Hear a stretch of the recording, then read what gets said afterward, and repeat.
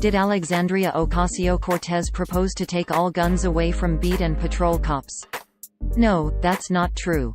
The story was published by a liberal satire website that tries to educate gullible Trump supporters and Republicans about the need to actually click and read links before sharing or liking them in order to avoid being embarrassed by fans of the site later. All the events described in the article are not real.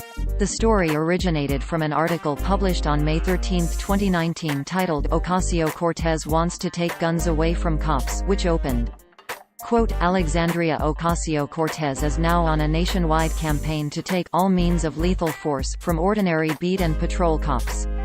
They do it in England," said the young, naive congresswoman. "Why can't we do it here?"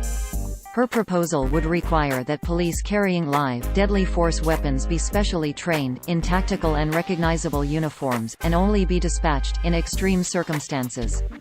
In other words, if a patrolling cop comes up on a fight and someone shoots at him, he can fire back with pepper spray and beanbag rounds to his heart's content, but he has to call SWAT if he needs real backup.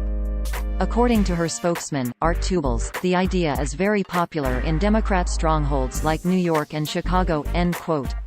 Users on social media only saw this title, description and thumbnail.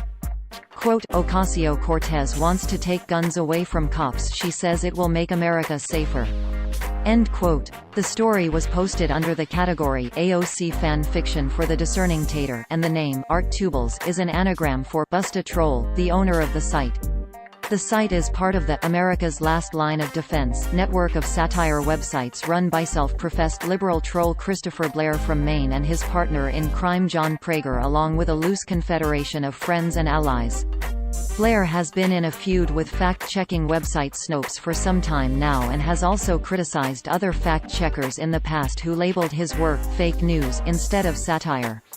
In reaction to this, he has recently rebranded all his active websites and Facebook pages so they carry extremely visible disclaimers everywhere. Every site in the network has an About page that reads, in part, quote, "About satire before you complain and decide satire is synonymous with comedy, sat-ire sati, renowned use of humor, irony, exaggeration, or ridicule to expose and criticize people's stupidity or vices, particularly in the context of contemporary politics and other topical issues.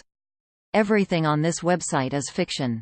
It is not a lie and it is not fake news because it is not real. If you believe that it is real, you should have your head examined. Any similarities between this site's pure fantasy and actual people, places, and events are purely coincidental, and all images should be considered altered and satirical. See above if you're still having an issue with that satire thing." End quote. Articles from Blair's sites frequently get copied by real fake news sites who often omit the satire disclaimer and any other hints the stories are fake. Blair has tried to get these sites shut down in the past, but new ones keep cropping up. That happened with this story too. A site named Harley and the Davidsons copied it and got almost 4 times the Facebook engagement out of it by posting it to several pro-Trump and conservative Facebook groups and pretending it was real.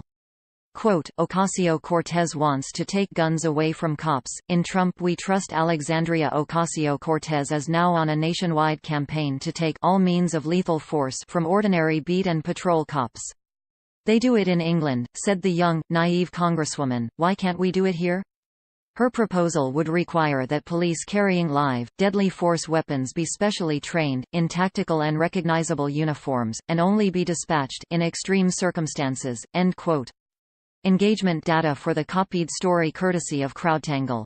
Blair and his operation were profiled by The Washington Post on November 17, 2018 by Eli Saslow.